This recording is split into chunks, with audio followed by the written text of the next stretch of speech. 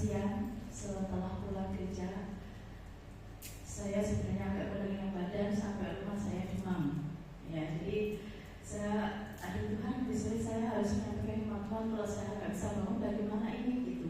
Saya harus mencari pengganti siapa? Karena kan kalau menyampaikan firman Tuhan nggak bisa dadak gitu ya untuk mencari penggantinya gitu. Tapi puji Tuhan, setelah saya berdoa, kemudian saya minum obat, saya istirahat, dan tadi saya bangun sudah lumayan agak enak walaupun masih agak berat sedikit gitu ya. Tapi puji Tuhan, kita boleh bersama-sama untuk belajar firman Tuhan pada sore hari ini. Untuk firman pada sore hari ini akan saya ambilkan dari kitab Injil Yohanes.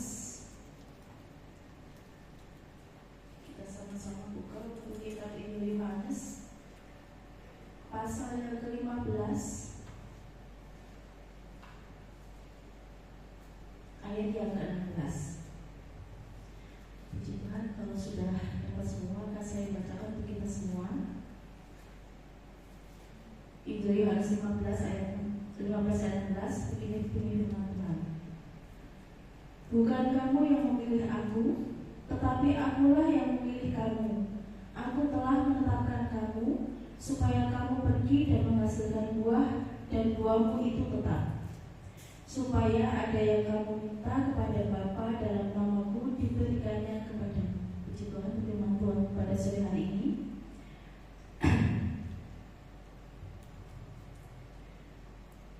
Untuk judul renungan kita pada sore hari ini, saya beri judul Wanita yang Hidupnya Berbuah. Ya. Nah, sebenarnya ayat ini saudara-saudara sekalian mengingatkan saya, ya, bagaimana saya selalu ingin menghadirkan Allah ya, dalam hidup saya, karena Allah itu sudah memberikan kasih karunia kepada saya, sudah memberikan segala sesuatunya untuk saya dan keluarga. Dan saya boleh menikmati berkat Tuhan sampai detik ini. Nah, dari ayat ini kita diharapkan bahwa kita sebagai wanita Kristen, ya, wanita-wanitanya Allah itu diharapkan untuk kita boleh pergi keluar, dan kita diharapkan juga memberikan buah. Nah, buah di sini dalam artian bahwa yang bisa kita lakukan dalam kehidupan kita. Ya, jadi orang lain melihat buah dari keseharian kita. Nah, bagaimana dengan kita semua? Apakah kita sudah melakukan itu? Apakah kita sudah memberikan buah yang terbaik dari kehidupan kita? Apakah kita sudah menerangkan apa yang disampaikan oleh Tuhan melalui kebenaran firman Tuhan dalam hidup kita? Ya. Nah, kadang-kadang karena kita sebagai wanita ini banyak aktivitas yang dilakukan, banyak kegiatan yang dilakukan, ya. Jadi kadang-kadang kita merasa punya keterbatasan. Ya, padahal kalau saat ini kita melihat dari kebenaran firman Tuhan bahwa Tuhan ini memberikan waktu untuk kita. Ya. Ada waktu untuk bekerja, ada waktu untuk istirahat. Ya. Seperti Tuhan ketika menciptakan dunia ini, alam semesta, 6 hari lamanya Tuhan bekerja, ada 1 hari Tuhan itu istirahat. Artinya istirahat bahwa Dia memelihara ciptaannya. Dia tidak meninggalkan, tapi Dia tetap memelihara ciptaannya. Nah, demikian juga dengan firman Tuhan pada sore hari ini yang diharapkan oleh Tuhan ketika Tuhan sudah memilih kita, ya, sebagai wanita-wanitanya Allah, ya, sebagai wanita-wanita Kristen, ya, itu kita diharapkan memberikan buah yang terbaik. Apa buah yang kita hasilkan di dalam kehidupan kita? Nah, sebagai seorang wanita mungkin kita banyak punya tanggung jawab, ya, dari seorang ibu rumah tangga, kemudian dari seorang mungkin yang bekerja di luar, ya, di kantor, di sekolah ataupun di mana saja. Itu kadang-kadang kita punya banyak aktivitas dan tanggung jawab. Kemudian mungkin yang masih remaja, ya, ada pekerjaan, ada sekolah, kuliah. Nah, kadang-kadang kita lupa dengan Tuhan. Ya, kadang-kadang kita melupakan Tuhan dalam keseharian kita. Padahal yang Tuhan minta sebenarnya kita harus tetap memprioritaskan memprioritaskan Tuhan dalam hidup kita. Nah, mari pada sore hari ini kita sama-sama belajar dan meneladani beberapa wanita yang ada di dalam Alkitab, bagaimana mereka menjadi wanita yang membuahkan buah yang diharapkan dalam kehidupan bersama-sama dengan Tuhan. Bagaimana kita menjadi wanita yang membuahkan, atau bagaimana kita menjadi wanita yang hidupnya berbuah? Yang pertama adalah kita harus menjadi wanita yang tetap memprioritaskan Tuhan dalam hidupnya. Artinya kita memprioritaskan Tuhan dalam setiap kegiatan kita, setiap aktivitas kita. Mari coba kita buka di dalam Lukas 10. Apa yang bisa kita ambil dari sana? Lukas pasal 10 ayat 39 sampai 42.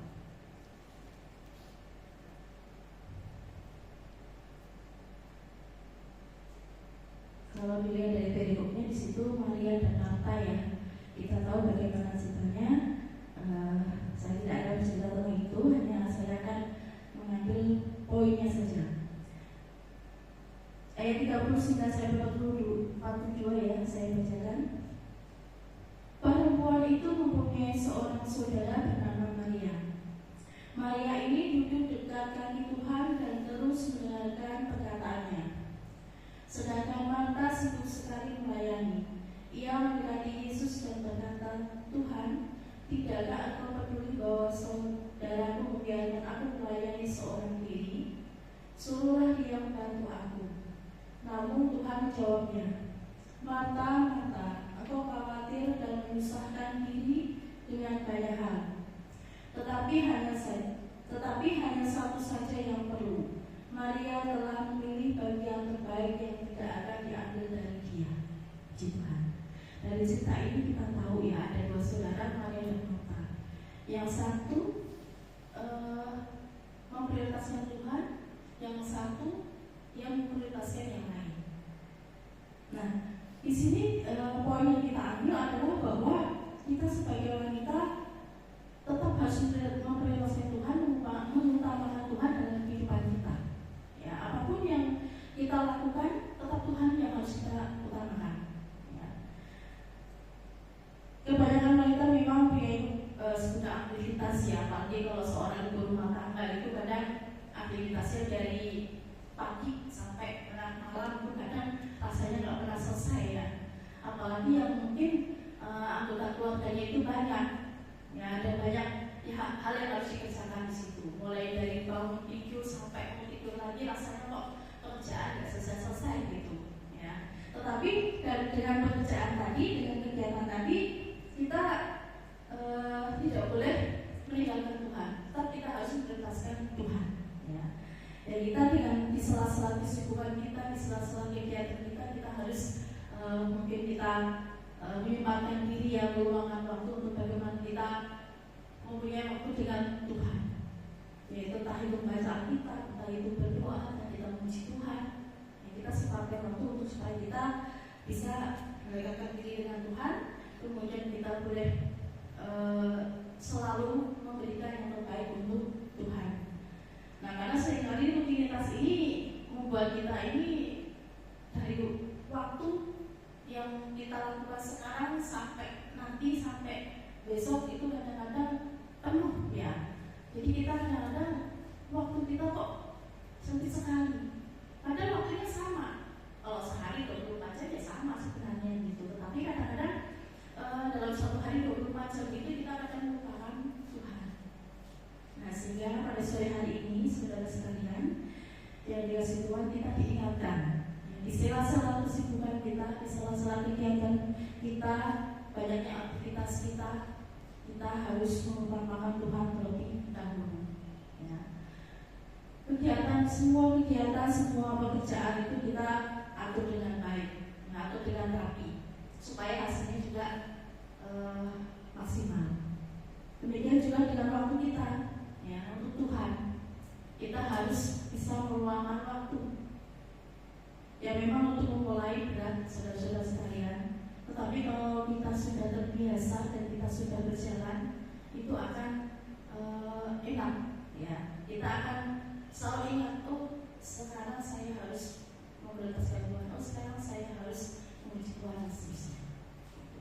Jadi saudara sekalian, kegiatan-kegiatan yang di dalam kehidupan kita itu boleh kita menjadi prioritas, tapi kita tetap harus memprioritaskan Tuhan dalam kehidupan kita. Karena Tuhan tetap berikan yang terbaik bagi anak-anaknya, bagi saudara-saudara, ya. Ketika kita tetap meluangkan waktu untuk Tuhan, ketika kita tetap memprioritaskan Tuhan, Tuhan pasti akan berikan yang lebih baik daripada kita mengerjakan segala sesuatunya dengan kekuatan kita sendiri, ya, dengan pemikiran kita sendiri, tanpa adanya campur tangan Tuhan. Beda hasilnya, ya. Ketika kita melakukan sesuatu dengan campur tangan Tuhan, dengan kita tidak melibatkan Tuhan, itu hasilnya berbeda. Nah, ini tuntutan kita, ya, bagaimana kita bertanggung jawab pada kehidupan kita sebagai anak-anak Tuhan, sebagai wanita-wanitanya Allah, supaya kita boleh mempertanggungjawabkan kehidupan kita menjadi wanita yang menghasilkan buah, ya. Nah, kalau kita memprioritaskan Tuhan dalam setiap pekerjaan kita, dalam setiap aktivitas kita, Tuhan pasti akan berikan terbaik. Kita mendapatkan hasil yang baik juga, ya. Orang lain di luar kita pasti nanti akan melihat, oh iya, dia orangnya di tempat pekerjaan dia rajin, ya. Dia suka menolong, dia mengasihi, ya, mengasihi sesama, membantu sesama. Nah, ini juga termasuk di dalam buah-buah roh, buah yang diharapkan dari Allah, ya. Allah adalah kasih, ya. Kita adalah ciptaannya serupa dengan Allah, dan kita tetap harus mewarisi sifat-sifat Allah, ya. Salah satunya adalah kasih, yang kemudian membantu sesama. Itu juga termasuk di dalam buah-buah kita yang kita hasilkan dalam kehidupan kita, ya. Kemudian dari Lukas 10 ayat 39 sampai 42 ini menyadarkan kita, ya, bahwa betapa pentingnya kehidupan kita ini untuk kita boleh mendengarkan isi hati Tuhan. Kalau kita meluangkan waktu sebentar untuk kita boleh bersama-sama membaca firman Tuhan, atau untuk kita secara pribadi membaca firman Tuhan, kita akan mengerti banyak hal di situ. Kita akan belajar banyak hal apa yang Tuhan mau di dalam hidup kita. Bagi Yesus di dalam kehidupan Maria dan Martha, Yesus lebih memandang Maria. Kenapa? Karena Maria lebih mementingkan mengambil bagian untuk mendengarkan kebenaran firman Tuhan. Nah, firman Tuhan ini kita terapkan dalam kehidupan kita, ya, itu sangat relevan sekali. Hal ini bukan berarti kita tidak boleh, ya, untuk kita melakukan aktivitas itu, tidak. Tapi tadi saya sampaikan di sela-sela aktivitas kita, di sela-sela kegiatan kita, kita tetap harus meluangkan waktu untuk Tuhan.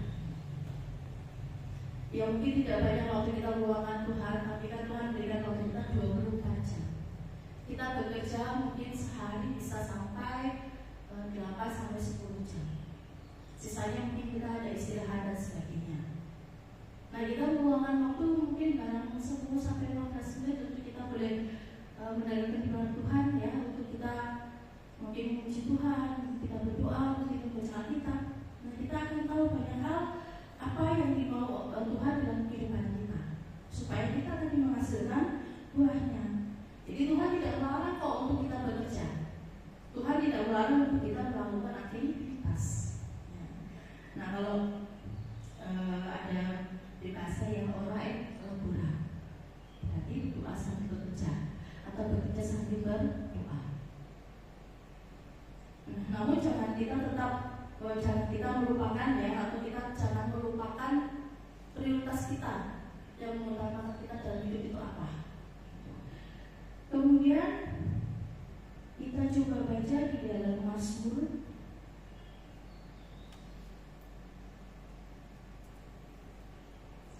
1 ayat 2 dan 3. Nah, ini mungkin tadi sempat dinyanyikan, ya. Mazmur 1 ayat 2 dan 3. Tetapi yang kesukaannya ialah Taurat Tuhan, dan yang merenungkan Taurat itu siang dan malam. Ia seperti pohon yang ditanam di tepi aliran air, yang menghasilkan buahnya pada musimnya. Tidak pernah layu daunnya, apa saja yang dilakukannya berhasil. Puji Tuhan. Nah, ini yang saya sampaikan di ayat ini, bahwa untuk ayat yang kedua, kalau kita mengutamakan Tuhan, kita memprioritaskan Tuhan, ya. Di sini dengan kata lain, yang kesukaannya adalah Taurat Tuhan. Nah, berarti di sini kita membaca firman Tuhan, merenungkan firman Tuhan. Merenungkan firman itu siang dan malam. Gitu. Nah, dengan kita merenungkan firman Tuhan, dengan kita baca firman Tuhan, tadi kita bisa mengerti akan banyak hal di situ. Bagaimana Tuhan memelihara hidup kita, bagaimana Tuhan memberkati hidup kita, bagaimana Tuhan berikan segala sesuatunya untuk kita melalui pekerjaan kita, aktivitas kita, kegiatan kita. Kemudian di ayat yang ketiga, di sana dikatakan, ia seperti pohon yang ditanam di tepi aliran air, menghasilkan buah pada musimnya, dan dia tidak pernah akan layu, apa saja yang dilakukannya berhasil.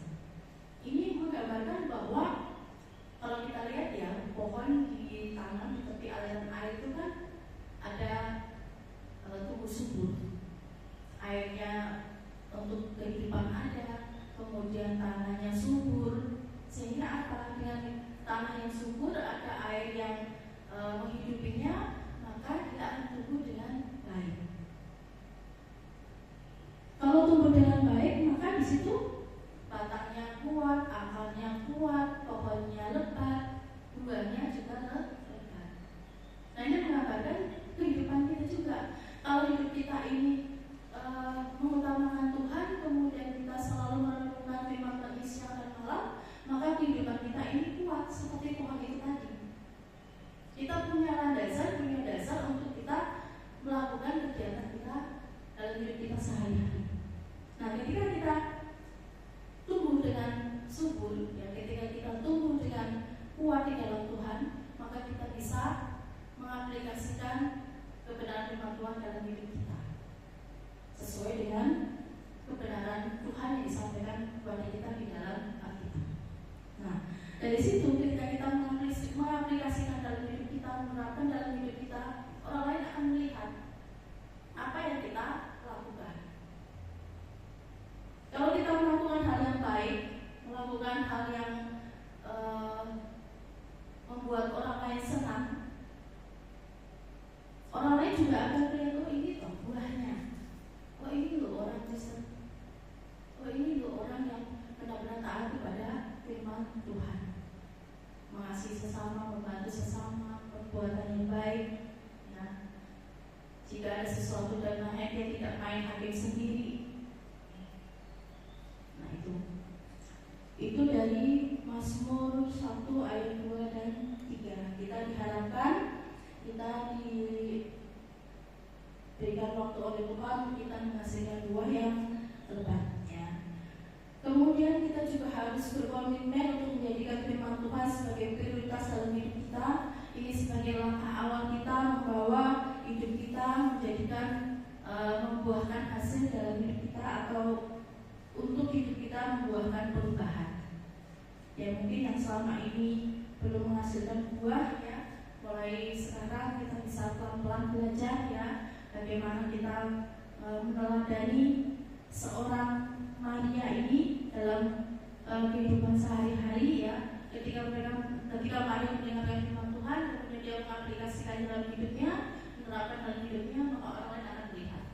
Kalau orang lain yang melihat buahnya baik, Tuhan juga akan melihat bahwa, oh ini anakku menghasilkan buah yang baik, karena dia memprioritaskan hidupnya untuk Tuhan. Kemudian yang kedua, bagaimana menjadi wanita yang berbuah, yaitu menjadi wanita yang bijaksana dalam memutuskan. Nah, ini saudara sekalian, yang kadang-kadang ketika kita memutuskan segala sesuatunya, kadang-kadang kadang-kadang kita berpikiran dengan pikiran kita sendiri tanpa tadi melibatkan Tuhan, tanpa kita memprioritaskan Tuhan dalam kita mengambil sebuah keputusan. Nah, supaya keputusan kita ini bijak, supaya keputusan kita ini bisa yang terbaik, maka kita harus menjadi wanita yang bijaksana dalam memutuskan segala sesuatunya. Nah, kita akan mencoba lihat dari tokoh wanita yang bisa kita teladani dalam mengambil keputusan dengan bijak, yaitu seorang tokoh wanita yang namanya Abigail. Nah, mungkin saudara sekalian pernah dengar cerita Abigail ya. Itu ada di kitab 1 Samuel, nanti di rumah boleh dibaca bagaimana ceritanya Abigail. Nah, di sini Abigail ini adalah seorang istri dari pria kaya, yaitu Nabal nama suaminya. Ya, dia seorang yang arogan, dia seorang yang sombong, yang suka menggertak orang, yang suka menindas orang. Nah, pada suatu peristiwa di sana terjadi perselisihan antara Nabal dengan Daud. Nah, yang pada akhirnya membuat Daud ini marah gitu ya.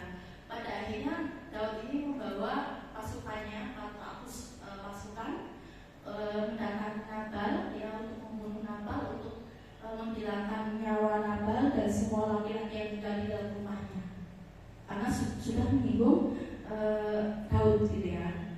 Nah, tetapi tanpa Nabal tahu, istrinya Abigail mengetahui konflik antara si Nabal ini dengan Daud. Nah, ketika Abigail ini mengetahui konflik mereka berdua, si Abigail ini tidak panik, ya, tidak takut. Tetapi di sini Abigail justru mengambil sebuah langkah yang kemudian pada akhirnya meredakan situasi konflik antara Daud dan Nabal. Ya. Nah, coba kita buka di kitab 1 Samuel 25. Apa yang dilakukan Abigail untuk meredakan konflik Daud dengan Nabal? 1 Samuel 25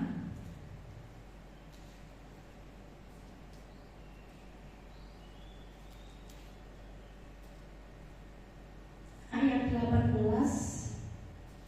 dan 19.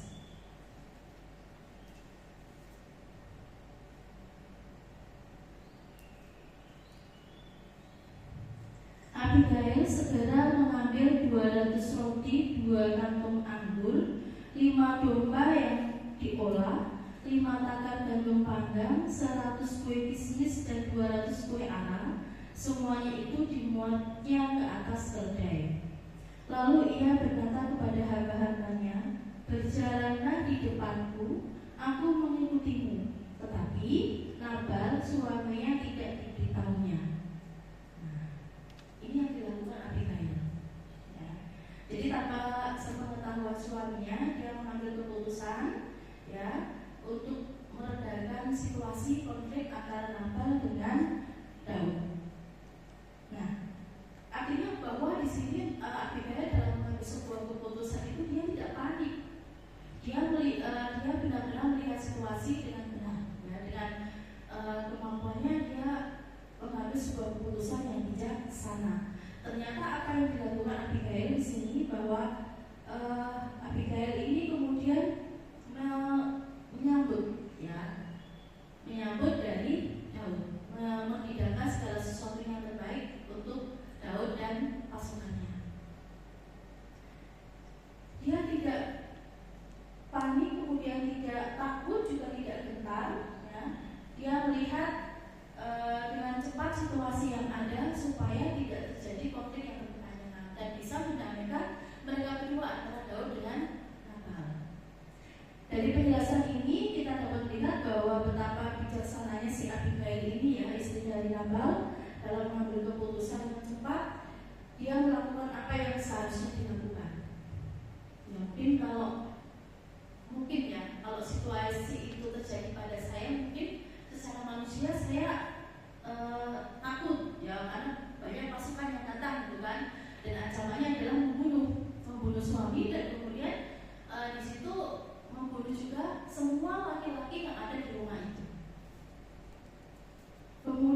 saya juga akan panik gitu. Kalau seandainya posisinya saya yang mengalami, kemudian saya tidak mengandalkan Tuhan, ya saya tidak mengutamakan Tuhan.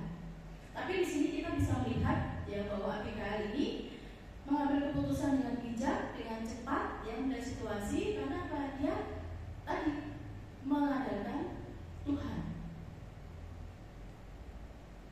Tindakan yang diambil Abigail ini sebenarnya sederhana, hanya menjamu saja, hanya menyajikan beberapa makanan minuman mungkin di situ ya. Tetapi hal yang sederhana ini memberikan hal yang tidak terduga bagi Daud. Ternyata pemberian yang rendah hati dan tulus itu sukses membuat amarah Daud ini mereda. Dan pada akhirnya mereka ya tidak jadi membunuh Nabal dengan semua laki-laki yang tinggal di rumahnya itu. Nah, tindakan-tindakan yang seperti ini yang sederhana saja bisa menyelamatkan seisi rumahnya. Nah, apalagi kita ya sebagai ibu-ibu, sebagai wanita-wanita yang mungkin sudah berumah tangga, ketika kita memutuskan sesuatu, ya kita harus dengan bijaksana. Supaya apa? Supaya seisi rumah itu bisa diselamatkan. Hal ini menunjukkan hikmat kedewasaan dan kebijaksanaan sebagai seorang wanita. Itulah yang dilakukan Abigail.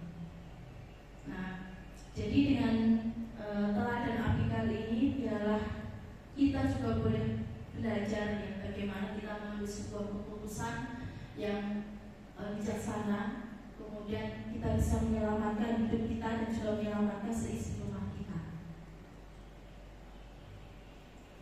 Nah, kemudian kalau misalnya terjadi di posisi saudara sekalian apa yang diambil, ini tidak perlu dijawab ya. Kalau misalnya terjadi permasalahan, terjadi hal-hal yang mungkin tidak kita ingin dalam hidup kita, dalam keluarga kita, apa yang akan kita lakukan?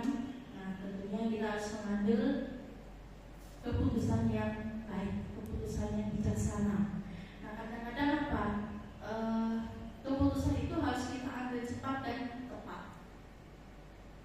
Nah, kalau kita hanya berpikiran dengan pemikiran manusia, tidak punya hikmat Tuhan, kadang-kadang keputusan kita itu menjadi salah.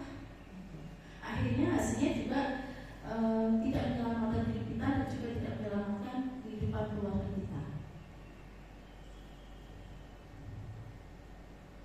Berikutnya,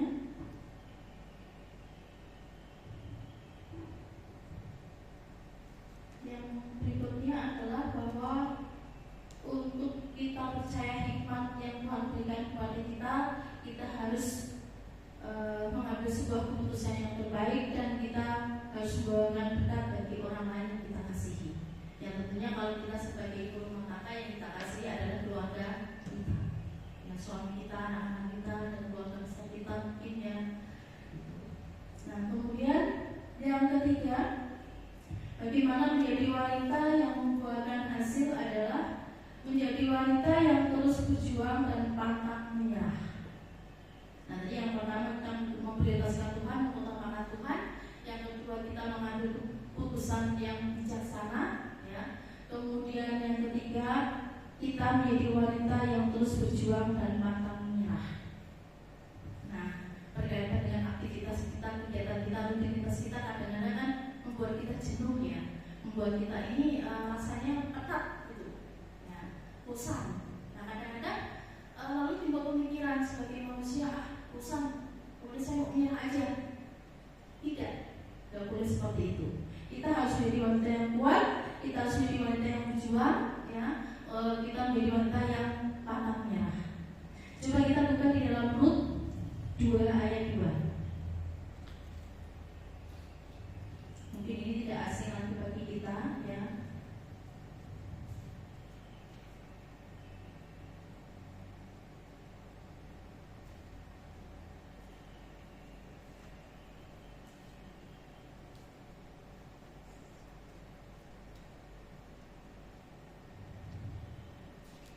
Rut 2 ayat 2. Rut perempuan Moab itu berkata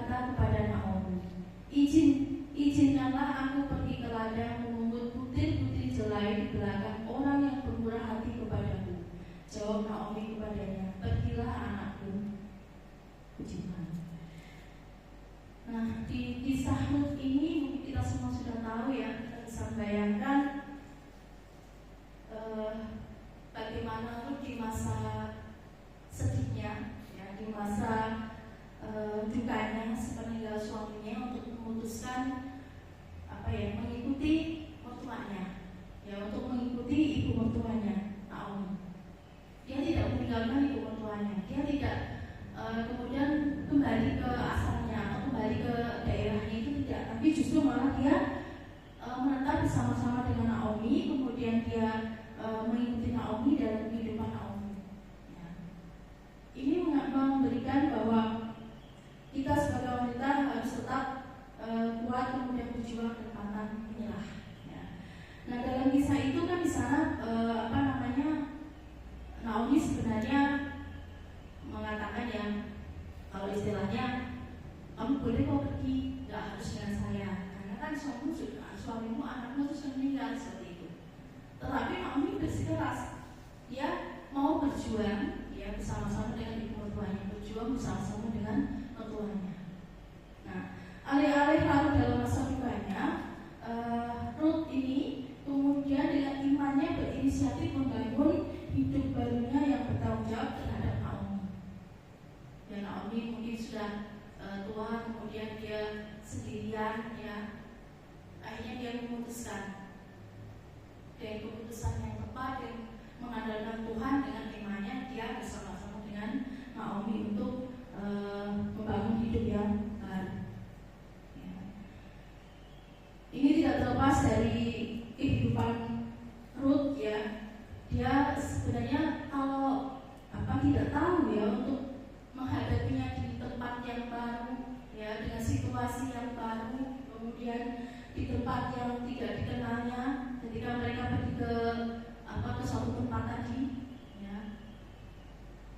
Tetapi karena imannya kepada Tuhan, karena dia memprioritaskan Tuhan dan keputusannya itu tadi, maka Tuhan memberikan jalan untuk Ruth.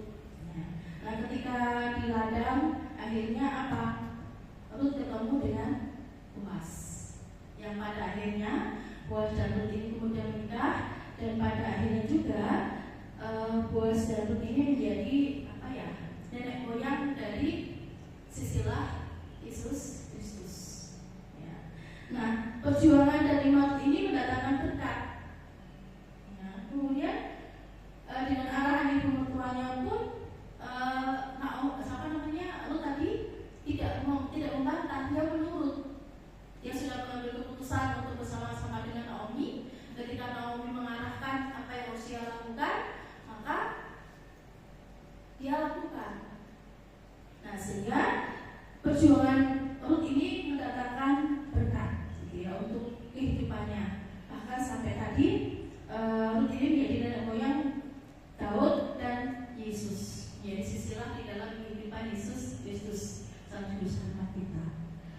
Nah, lalu bagaimana dengan kita, saudara kasih dalam Tuhan? Bagaimanakah kita memilih menyikapi masalah kita? Ya. Apakah kita meratakan masalah kemudian menyerah, putus asa? Apakah kita akan bangkit dan melangkah dengan iman seperti itu? Yang pilihan ada di hati kita masing-masing. Tetapi tentunya kita sebagai wanita yang mengerti kebenaran firman Tuhan pasti memilih memutuskan yang paling benar. Ya.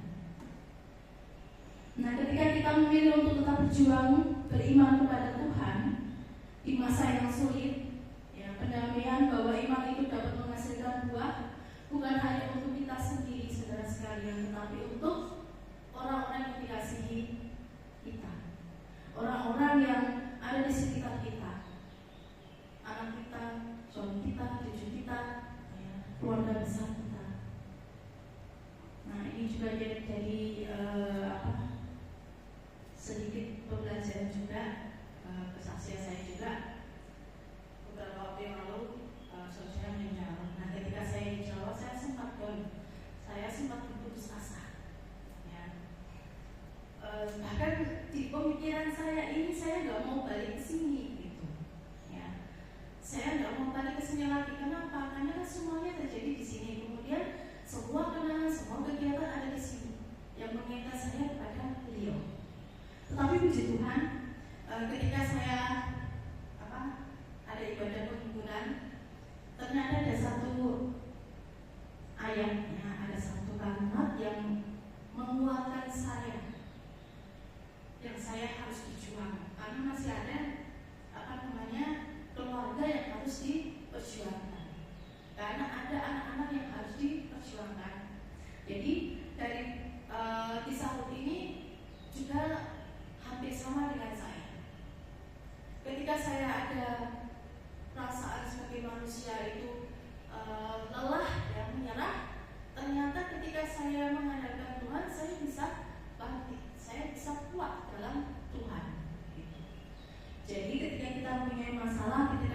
punya sesuatu hal yang mungkin kita tidak kuat menghadapi sendiri, kita harus datang kepada Tuhan.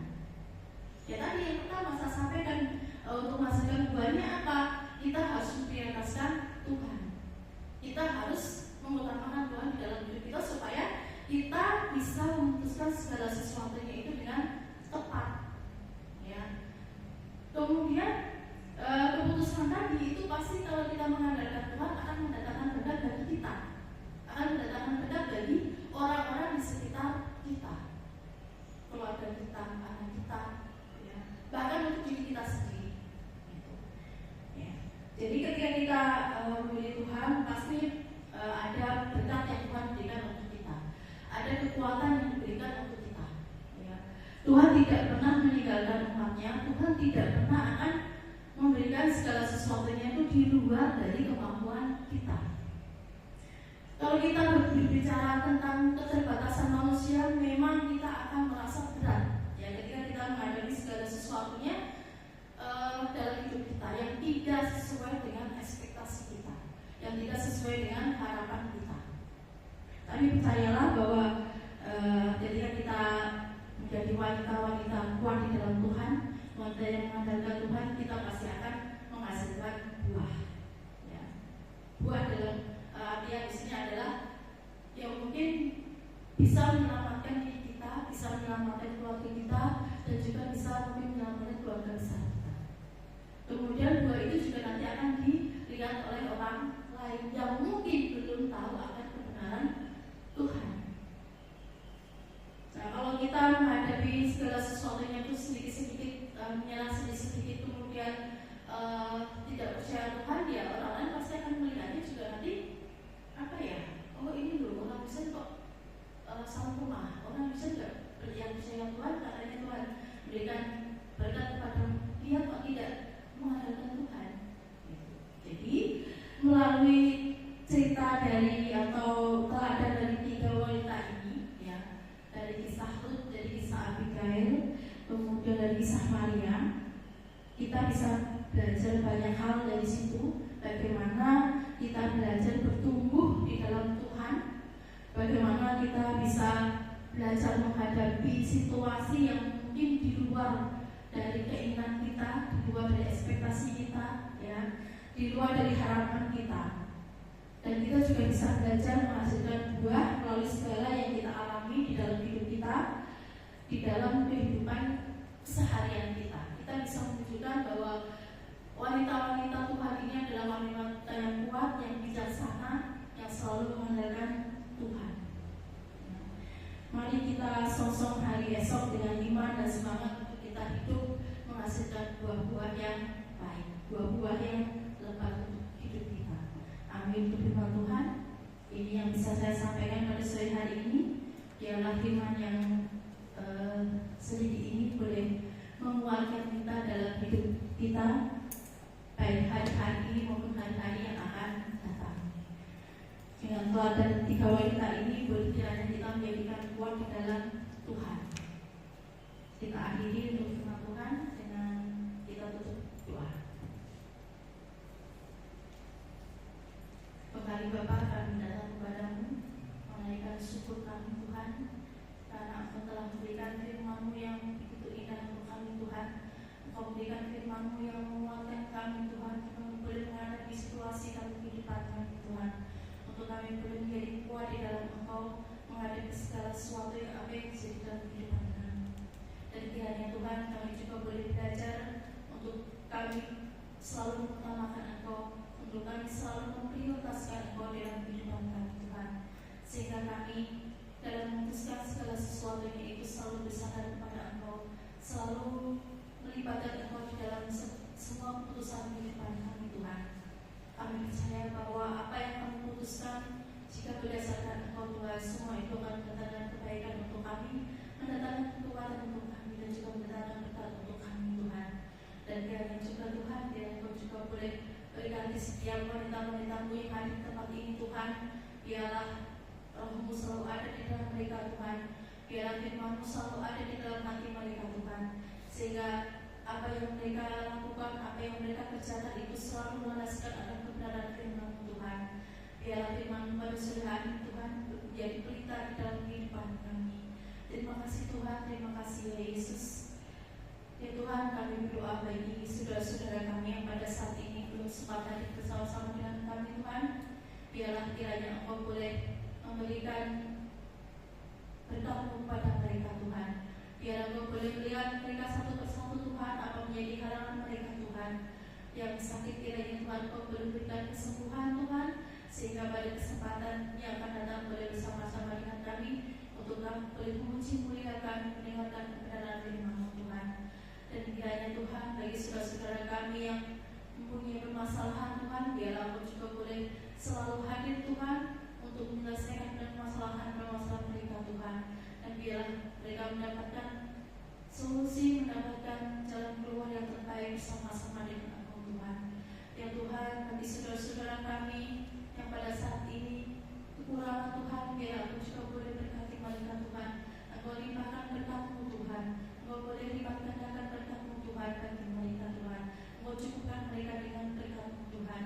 Ya Tuhan, kami juga berdoa buat saudara-saudara kami Tuhan yang mungkin pada saat ini imannya lemah Tuhan.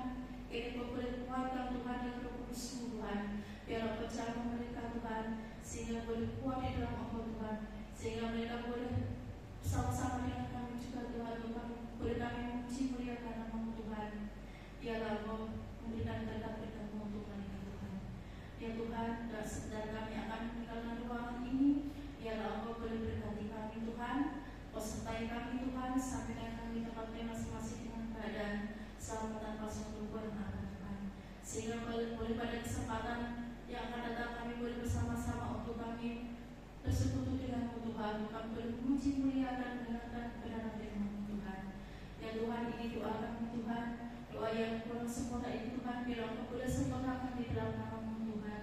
Kami sudah berdoa dan mengucap syukur. Haleluya.